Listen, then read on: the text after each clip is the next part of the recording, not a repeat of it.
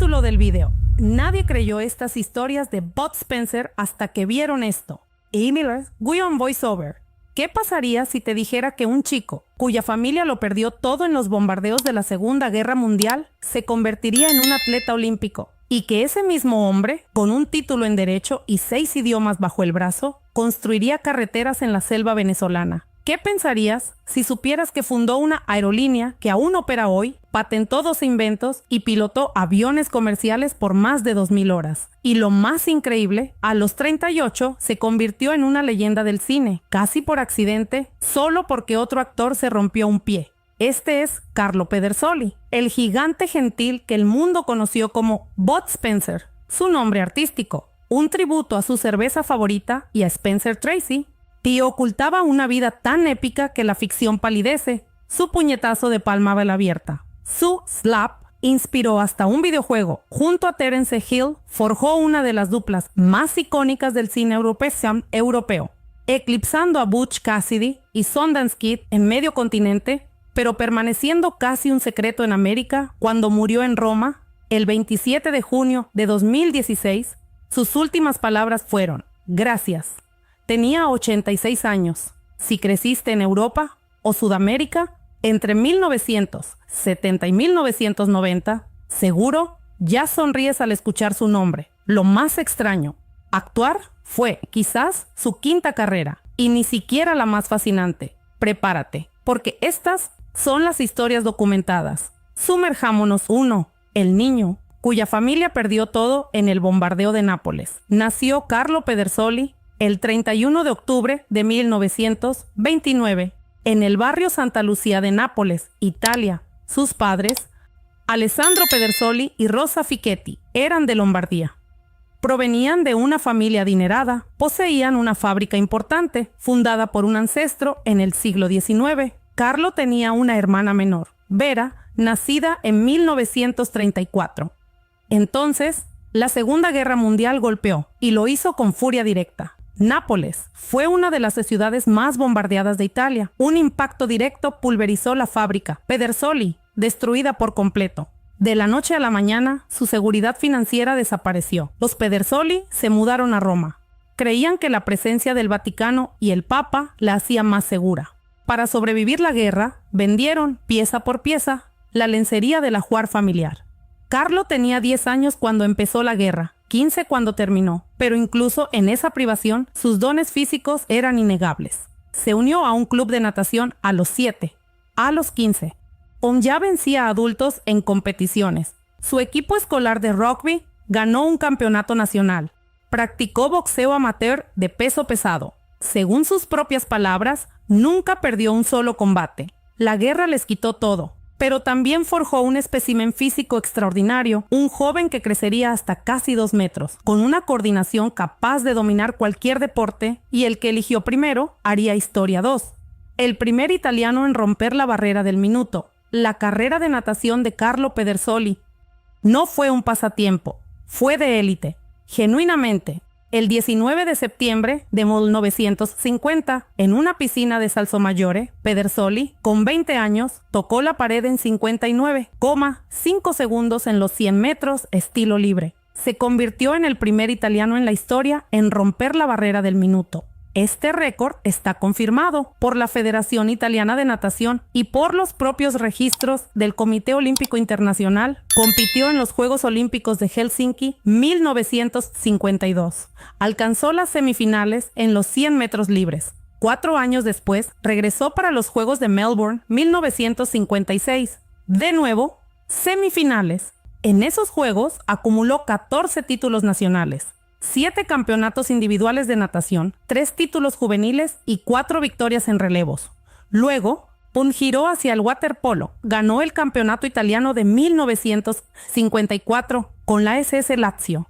Con la selección italiana de waterpolo, obtuvo una medalla de oro en los Juegos Mediterráneos de Barcelona 1955. La Federación Italiana de Natación lo honró con el Caimano d'Oro en 2005. Su hijo, Giuseppe, revelaría más tarde un secreto. Su padre atesoraba sus logros deportivos mucho más que cualquier papel cinematográfico. Las Olimpiadas, dijo Giuseppe, fueron quizás el periodo más feliz de toda su vida. Pero aquí está lo que separa a Carlo Pedersoli de cualquier otro atleta retirado que se lanzó al entretenimiento. La mayoría fue directo a Hollywood o la televisión. Pedersoli fue a la selva, tres continentes, antes de cumplir los 30.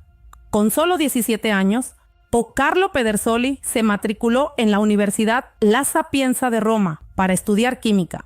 Fue uno de los estudiantes universitarios más jóvenes de Italia en ese momento. Cuando su familia emigró a Brasil en 1947, buscando un nuevo comienzo, él lo siguió. En Recife, trabajó en el consulado italiano. Se enamoró profundamente de la música brasileña, una pasión que llevó toda su vida. Alrededor de 1948, cambió química por derecho. Su razonamiento era puramente práctico. Los estudios legales le dejaban más tiempo para entrenar natación. Finalmente obtuvo su título de abogado en La Sapienza, un detalle confirmado en múltiples obituarios y biografías. En el camino, dominó al menos 6 idiomas: italiano, con un fuerte dialecto napolitano, portugués de sus años, en Brasil español, de su tiempo posterior en Sudamérica alemán, de estudio formal, más inglés y francés. Cuando su carrera de natación competitiva terminó en 1957, Pedersoli tomó una decisión que desconcertó a todos. Se mudó a Venezuela por 3 años, no de vacaciones, para trabajar como capataz en la construcción de un tramo de la carretera panamericana. Luego trabajó para Alfa Romeo en Caracas. Era un 2 veces olímpico, un héroe nacional, un licenciado en Derecho y voluntariamente construía carreteras bajo el calor sudamericano. Cuando le preguntaron por qué, su respuesta fue desarmantemente simple. Quería averiguar si era un hombre valiente o un cobarde. Tenía 27 años. Aún no tenía intención de ser actor. Algo más lo arrastraría al cine, algo que nadie esperaba, te esperaba, menos. El 4. El compositor que rechazó a una leyenda.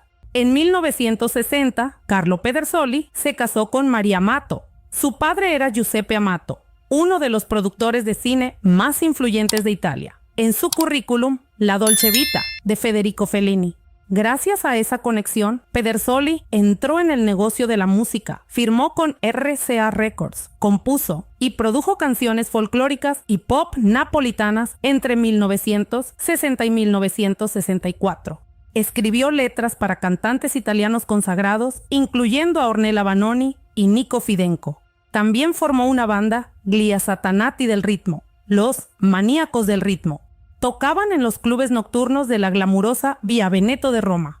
Y aquí un detalle que suena inventado, pero está documentado en múltiples fuentes. Un día, un joven de Polignano a Mare audicionó con canciones que Pedersoli consideró terribles. Fue rechazado. Ese joven era Domenico Modugno, quien ganaría el Festival de Sanremo y alcanzaría fama mundial con Volare, una de las canciones italianas más reconocibles de la historia. Carlo Pedersoli rechazó al hombre que escribió Volare.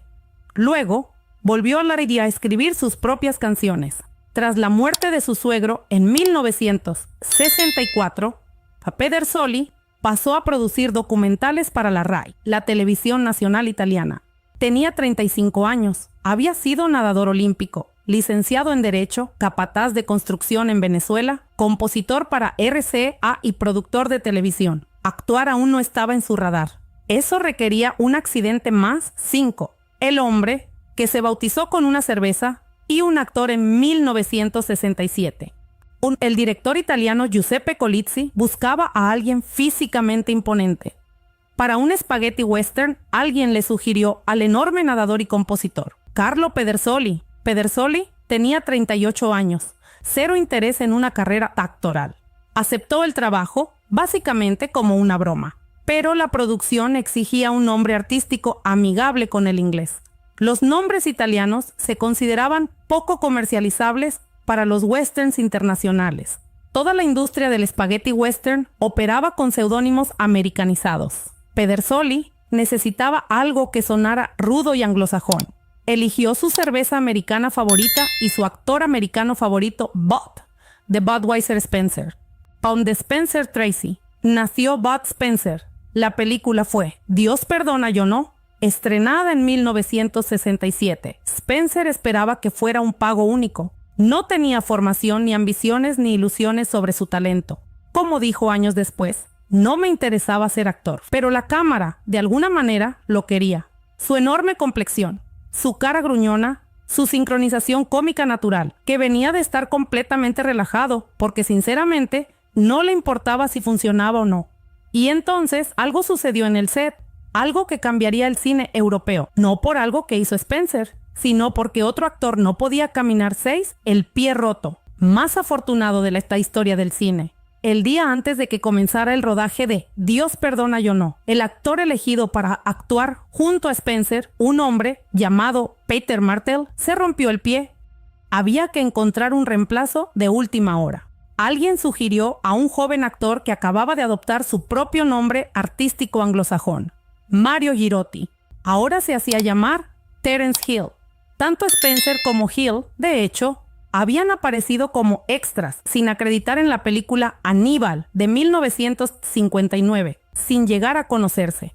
Ahora, unidos por un hueso roto y un calendario apretado, descubrieron algo que ninguno podía explicar, ni replicar con nadie más. La química fue instantánea y sin esfuerzo. Hill era ágil, rápido, de ojos azules y juvenil. Spencer era enorme, lento, gruñón y parecido a un oso. Juntos formaron un contraste visual tan perfecto que apenas necesitaba diálogo.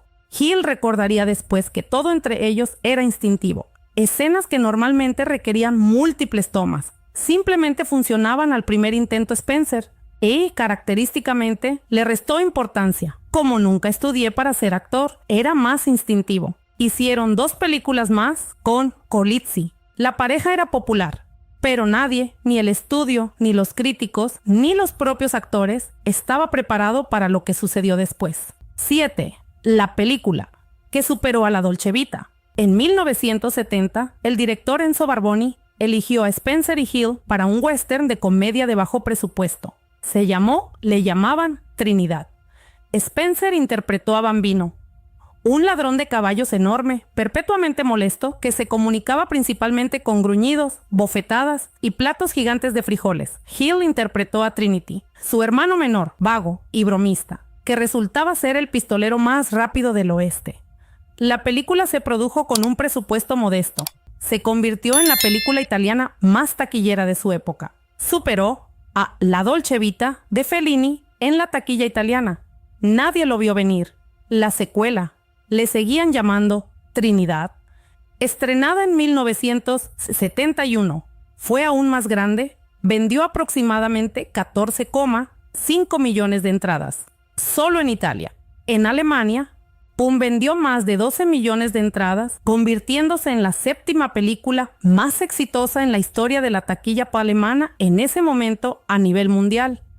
Recaudó más de 30 millones de dólares. Sigue siendo una de las 5 películas italianas más vistas de la historia. Lo que hizo revolucionarias a las películas de Trinity fue su tono. El género del spaghetti western había sido definido por la violencia operística de Sergio Leone, Clint Eastwood, entrecerrando los ojos a través del humo, y las partituras de Ennio Morricone elevándose a crescendos apocalípticos. Spencer y Hill tiraron todo eso por la ventana. Sus peleas eran ballets de payasadas. Nadie moría, nadie sangraba. Un hombre enorme abofeteaba a los villanos hasta dejarlos inconscientes con su palma abierta, mientras un tramposo sonriente golpeaba a toda velocidad sobrehumana y el público reía sin parar. El movimiento característico de Spencer es la devastadora bofetada de palma abierta en la cara, y el puñetazo martillo en la parte superior del cráneo se volvió tan icónico que definió un género entero de comedia de acción familiar en toda Europa. Los efectos de sonido por sí solos son reconocibles para millones. Durante las siguientes 3 décadas, Spencer y Hill hicieron 17 o 18 películas juntos. Dependiendo de la fuente, la colaboración final fue Los dos superpolicías, en 1994. En casi 50 años de trabajo juntos, nunca tuvieron una sola discusión, ni una 8. El actor que fundó una aerolínea y poseía 12 patentes. Si Bud Spencer hubiera sido solo un nadador olímpico convertido en actor, ya sería una de las figuras más inusuales de la historia del cine. Pero este hombre simplemente no podía dejar de hacer cosas. Después de filmar Y si no, nos enfadamos, en 1972, Con una comedia donde él y Hill interpretaban a pilotos de arbustos en Colombia, Spencer quedó tan fascinado con volar que obtuvo su licencia de piloto comercial y su licencia de helicóptero. Registró más de 2,000 horas en aviones de ala fija y 500 en helicópteros. Llamó a volar, la mayor pasión de su vida, durante más de 35 años. Más grande que la natación, más grande que el cine. El 29 de octubre de 1981 fundó Mistral Air, una aerolínea real. Comenzó a operar en 1984 como servicio de correo aéreo. Se expandió a vuelos de pasajeros, asegurando contratos con el Vaticano para volar peregrinos católicos a Lourdes, Fátima, Santiago de Compostela, Israel, Polonia y México. Spencer finalmente vendió la compañía a través de una serie de adquisiciones. Fue absorbida por Poste Italiane y el Servicio Postal Nacional de Italia, y renombrada como Post Air Cargo. En 2019, la aerolínea que Bud Spencer fundó ahora entrega el correo de Italia. Sigue operando hoy. También poseía 12 patentes. Entre sus inventos, un bastón con mesa y silla plegables incorporadas, un ratón de juguete eléctrico y un cepillo de dientes desechable con pasta de dientes integrada. Su invento más orgulloso fue un concepto temprano para un coche a batería, un prototipo de vehículo eléctrico que resultó demasiado pesado para ser práctico. Años después, viendo el despegue de Tesla y otros coches eléctricos, notó con satisfacción que la idea siempre había sido correcta. Una vez, compró impulsivamente una pista de aterrizaje en Atlanta durante un rodaje, una pista de tierra de 2 kilómetros, con una manga de viento y una oficina. Planeaba construir aviones allí. 2 agentes del FBI aparecieron casi de inmediato, sospechando tráfico de drogas. También compró un remolcador de 36 metros, que nunca navegó más allá del puerto de Porto Santo, Stefano. Este era un hombre que simplemente no podía quedarse quieto. 9, más popular en Alemania que en su propio país. Aquí, quizás, el capítulo más extraño de la historia de Bud Spencer. En Alemania no era solo famoso, era un fenómeno. La razón va más allá de las películas. Cuando las películas de Spencer y Hill se doblaron al alemán, los actores de doblaje, liderados por Rainer Brandt, no solo tradujeron el diálogo, lo reescribieron. Añadieron chistes, juegos de palabras y referencias culturales que hicieron las versiones alemanas considerablemente más divertidas que las originales italianas. El resultado: el público alemán experimentó una versión de Bud Spencer que era, en cierto modo, un personaje completamente diferente, y lo amaron aún más por ello. La penetración cultural fue extraordinaria. La palabra Bud Spencer entró en la jerga alemana. Significaba golpear a un grupo de personas de manera superior y cómica. Cuando la ciudad de Schwäbisch Gmünd pidió a los ciudadanos votar un nombre para un nuevo túnel Bud Spencer ganó la encuesta pública. El ayuntamiento se comprometió. Nombró su piscina pública Bud Spencer Bad. En 2011, Spencer asistió a la ceremonia en persona, en el mismo lugar donde había ganado una competición de natación. 60 años antes, un museo de Bud Spencer abrió en el famoso Boulevard Unter den Linden de Berlín en 2021. Exhibiendo 500 metros cuadrados de recuerdos de la colección privada de la familia Pedersoli, incluido el legendario Volkswagen Dune Buggy de la película Y si no, nos enfadamos. En Budapest, una estatua de bronce de tamaño natural fue desvelada en 2017. En Hungría, las películas tenían un significado especial durante la era comunista. Eran de las pocas producciones occidentales que las autoridades permitían. Los fans lo explicaban simplemente: Spencer y Hill siempre lucharon por la gente pequeña contra las instituciones corruptas. Los festivales de fans en Alemania crecieron de 150 asistentes a 4,000 para 2019. En Francia, Grecia, los Países Bajos, Europa del Este y toda Sudamérica, Spencer y Hill eran nombres conocidos. En Estados Unidos, permanecieron prácticamente desconocidos. Esto nunca pareció molestar a Spencer en lo más mínimo. 10. El gigante gentil, que no veía sus propias escenas de lucha. La distancia entre Bud Spencer en pantalla y Carlo Pedersoli en privado era abismal. Su hijo, Giuseppe, ofreció el retrato más íntimo en una entrevista de 2024. Describió a su padre como la persona menos estricta del mundo Spencer solo golpeó a su hijo una vez, una sola bofetada en la pierna en toda su vida. Giuseppe dijo que su padre mantuvo una imaginación casi infantil hasta el día de su muerte. A los 87 años, una vez le regaló a su hijo un bolígrafo que escribía boca abajo, explicándole con total seriedad: los astronautas lo usan. Spencer era extremadamente miope. Usaba gafas gruesas que siempre se quitaba antes de filmar, lo que significa que apenas podía ver durante sus propias legendarias escenas de lucha. Se negaba a usar un doble de acción. Una vez, presionó un botón de una máquina expendedora de refrescos en un aeropuerto.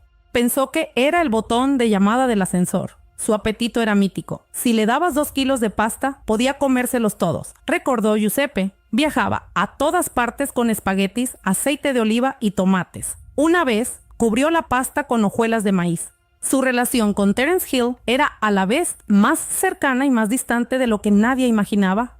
Spencer llamaba a Hill Mario. Ahí es su nombre real. Y era la única persona en el mundo que aún lo hacía. Pero fuera del set, eran 2 hombres enormes y tímidos. Apenas sabían cómo socializar entre ellos. Giuseppe estimó que cenaron juntos, quizás 3 veces en toda su vida. Hill vivía en América. De vez en cuando pasaba por las cenas de espagueti de María, pero en cámara algo se transformaba. Había una emoción real entre ellos, una armonía que aparecía de la nada y se desvanecía en cuanto el director gritaba: ¡corten! Ninguno de los dos pudo explicarlo. Ninguno intentó replicarlo con nadie más. Spencer se casó con María Amato en 1960. Permanecieron juntos 56 años. Hasta su muerte tuvieron 3 hijos: Giuseppe, Cristiana y Diamante. Su hija Cristiana escribió un libro sobre él, titulado Booth, hay un gigante para un padre. Él publicó 4 libros propios, incluyendo una autobiografía, Superventas, que encabezó las listas en Alemania. Se postuló para un cargo político una vez, reclutado por Silvio Berlusconi como candidato de Forza Italia en 2005. Su anuncio de campaña fue puro Bud Spencer: en mi vida lo he hecho todo. Solo hay 3 cosas que no he sido: bailarín de ballet, jinete y político. Dado que las 2 primeras están fuera de cuestión, me lanzaré a la política. Perdió las elecciones. El 27 de junio de 2016, Carlo Pedersoli murió en Roma. Tenía 86 años. Su última palabra fue grazie, gracias. Cuando Terence Hill supo que su compañero había muerto, estaba en Almería, España. La ubicación exacta donde se conocieron por primera vez 49 años antes. Después de la tristeza y el dolor, llegó una gran calma, dijo Hill, porque me di cuenta de que nada sucede por casualidad.